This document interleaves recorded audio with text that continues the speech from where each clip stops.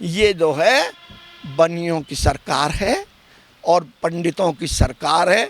जब देश के अंदर पहले लोग कहते थे पासंग कर ले, तो इनके पासंग को चेक करते थे, चोरी को। अब तो इन पे पूरी की पूरी दुकान मिल गई, जितना मर्जी भारत को लूट लो। लोकतंत्र को बताना चाह रहे हैं लोकतंत्र मिट रहा है क्या? ना भारत का संविधान इनसे कहीं कुछ हो रहा।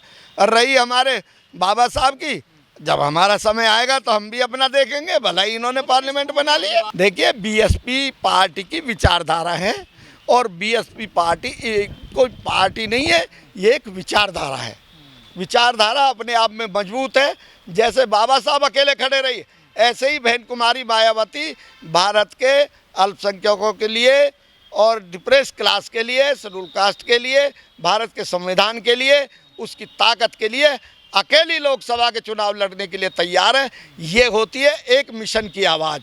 और जब मिशन की सच आवाज़ है, जैसे जिसकी संख्या जितनी संख्या उतनी संख्या उसको भागीदारी। गरीबी तो मिटा के इन्होंने कटोरा हाथ में दे दिया। गरीबी मिटाना होता है उस बात से कि रोजगार दिया जाए गरीब को, उसको संसाधन जुटाए जहाँ उसकी आर्थिक स्थिति सुधारने के लिए, उसको कॉलेज से समान शिक्षा दी जाए, समान स्वास्थ्य की सेवा दी जाए जो भारतीय कॉन्स्टिट्यूशन में दिया गया।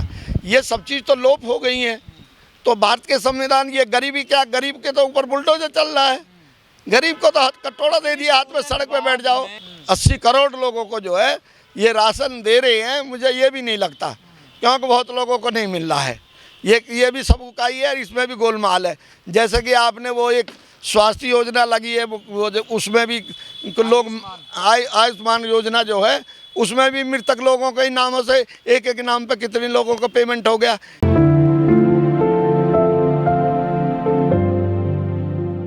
पहले आप और सभी देशवासियों को मेरा जय भीम नमो बुद्धाय।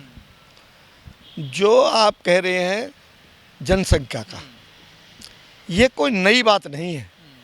ये मान्यवर काशीराम साहब ने जब बहुजन समाज पार्टी की स्थापना की थी, पहले बामसेब किया था, फिर उसके बाद DS4 की, फिर बहुजन समाज पार्टी 14 अप्रैल 1984 को की थी। तो उन्होंने ये बात पहले से कही थी कि जिसकी जितनी संख्या भारी उतनी उसकी भागीदारी। देश को, लोकतंत्र को बनाए रखने के लिए इस देश के सभी, जो इस देश में पैदा हुआ है, जो लोकतंत्र में अपनी आस्था है पूरे देश की, उस सब की जिम्मेदारी है, उस सब की भागीदारी होना आवश्यक है। ये बात जो आप कह रहे हो कि अभी राहुल गांधी जी कह रहे हैं, ये तो काशीराम जी मिशन बहुजन समाज पार्टी का पहले बना के गए हैं। ये कोई नई बात नहीं है। आपका नारा चुरा लिया कांग्रेस। देखिए, नारा चुराना नहीं है, ये हमारा मिशन है। हम ये मानते हैं कि हमारे मिशन के साथ राहुल गांधी आ गए हैं। जब राहुल गांधी या देश की विचारधारा हमारे मान्यवर काशीराम साहब के मिशन के साथ आ गई, तो हम ये कह रहे हैं कि जो बहुजन समाज पार्टी या बहुजन समाज के लोकतंत्र व्यवस्था कायम करने वाले जो त्यागी तपस्वी विश्व में मान्यवर काशीराम साहब ने बड़े, क्योंकि वो वैज्ञानिक थे, वो हर बात को वैज्ञानिक दृष्टि से बहुत मंथन किया था उन्होंने। सन 64 में जैसे ही रिजाइन किया था, सन 73 में छोटी संस्था बनाई, फिर पत्रकार बनाए, फिर उन्होंने हर जगह पूरी जनता का विचार लेने के बाद में तब उन्होंने बांसे बनाई थी। देखिए, जातीय जनगणना का एक जो वास्तविकता है देश की, जो मन की भावना है, वो अब लोगों की जबान पे आ गई है। और ये जो कह रहे हैं राहुल गांधी कि जाति जनगणना कराएं, जाति जनगणना अब इनको करानी पड़ेगी। ये एक सत्यता वाला जो मान्यवर काशीराम का विचार है, वो जन साधारण के दिमाग में आ गया है। और बहुजन समाज के OBC अल्पसंख्यक सब लोगों की भावना ये है कि जब देश की राजनीति लोकतंत्र है, तो लोकतंत्र में हमारी भागीदारी कितनी है। आपकी पार्लियामेंट में देख लीजिए, कितने ही हमारे सांसद हैं, वो भी एक विचारधारा के साथ हैं। बंटवारे की वही बात जो आप देखिए, सुनिए, देखिए, देश में उथल पुथल, जागृति जब आती है, चेतना जब आती है, तो लोग अपने अधिकारों की लड़ाई लड़ते हैं। ये तय हो गया है अब देश के अंदर। देखिए, आप देख रहे हैं, जैसे चलो मैं राहुल गांधी वाली बात कहता हूँ कि देश में आपके जितने जो वो बने अधिकारी हैं, उनमें 3% है OBC। ऐसी सेक्रेटरी केंद्र में सचिव जो है 3% है। तो 3 है, कुल 3 है, 3% भी नहीं, कुल 3 है। 80 में से 3 है। तो इसी तरह से चाहे तो आप जो है राष्ट्रपति सेक्रेटरिएट को देख लो, पीएम सेक्रेटरिएट को देख लो, चाहे आपने वो सीएम सेक्रेटरी, सिर्फ बीजेपी है, कांग्रेस भी है जो देखिए इसकी जिम्मेदारी आज से नहीं, सन 1947 में जो गांधी थे ना, गांधी बड़े कटुल सोच के आदमी थे, बहुत तेज बुद्धि थी।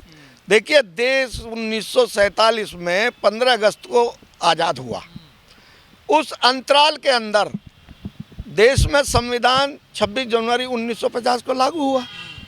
इस 2.5 साल के अंतराल में जब देश आज़ाद हुआ था, तो देश आज़ाद होने पे इस देश का प्रधानमंत्री जो था सरदार पटेल को बनना था, क्यों कांग्रेस का ये तय था कि जो देश आज़ाद होगा और उस समय जो कांग्रेस का अध्यक्ष होगा उसको ही देश का पीएम बनाया जाएगा। मगर इसमें बाबा साहब अड़ गए और उधर गांधी नहीं चाहते थे।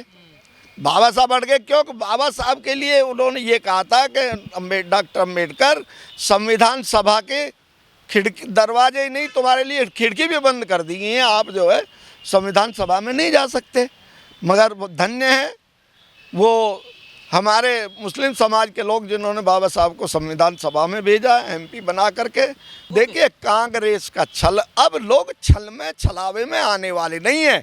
अब कांग्रेस में भी अपनी अपनी भागीदारी रहेगी और उसमें भी अब वो कांग्रेस नहीं है जो, देखिए सुनो, एक बार कांग्रेस ये थी कि Indira is India, India is Indira.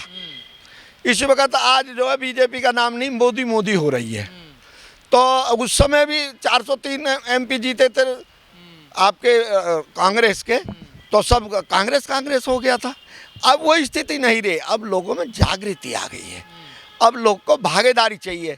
मैं कह रहा था कि देश आज़ाद 15 अगस्त को हुआ था 1947 में, और जो 2.5 साल का अंतराल है, उस 2.5 साल के अंतराल में जो ब्राह्मणवादी व्यवस्था है, जो ब्राह्मण समाज के लोग हैं, वो देश की सारी की पोस्टों पे और 4th क्लास तक वही अपॉइंट हो गए। ये जो आरक्षण वाली बात तो 1947 के बाद में शुरुआत हुई है। इससे पहले तो डीएम, एसएसपी, एसपी जितने भी अधिकारी थे या एसडीएम थे, वो सारे अधिकारी एक समाज विशेष के, और जो वो एक समाज विशेष के हो गए तो उन्हीं के बच्चे, उन्हीं के पेरेंटल हो गए, उन्हीं के लड़के बच्चे आईएएस करके, पीसीएस करके, आईपीएस करके वही आगे बढ़ते चले गए। जैसे कि आपने हाई कोर्ट के जज देख लीजिए, चाहे आप सुप्रीम कोर्ट में जज देख लीजिए। अब लोगों में जागृति आई है कि समाज में हमें भी उतनी भागीदारी चाहिए। देखिए जाति गणना से बिल्कुल दिक्कत है उन लोगों को, उनके दिमाग में ये आ रहा है कि ये समाज में जाति जनगणना होगी तो इनकी जो संख्या है, संख्या बल जो लोकतंत्र में है, और संख्या बल में लोकतंत्र में चाहे वो राष्ट्रपति है और चाहे सड़क पे सफाई करने वाला है, चाहे कोई मजदूर है, कोई भी है, सबकी वोट का एक वैल्यू है भारत के अंदर। इसलिए अब लोग सब समझ गए हैं, दलित केवल दलित तक सीमित नहीं है, बहुजन समाज जो डिप्रेस क्लास है। देखिए आपने देखा कि जो सेंट क्लास को जो वो दिया ईडब्ल्यूएस आरक्षण दिया तो 24 घंटे में पास हो गया। क्या समझते हैं इस बात से? क्योंकि ब्राह्मणवादी व्यवस्था अभी पूरे पे हावी है। आना चाहिए ना इस मामले, पिछड़े आगे आ रहे हैं, जैसे जैसे जागृति आ रही है पिछड़े आगे आ रहे हैं। और मैं ये कह रहा हूँ कि जितना भी बाबा साहब का जो अब वो जो एक नाटक आ रहा है, जो एकांकी आ रहा है 8:30 बजे से 9 बजे तक, जो लोग जिस समाज के उसको देख रहे हैं, लोगों में जागृति आ रही है और ज़्यादा से ज़्यादा लोगों को उसको देखना चाहिए।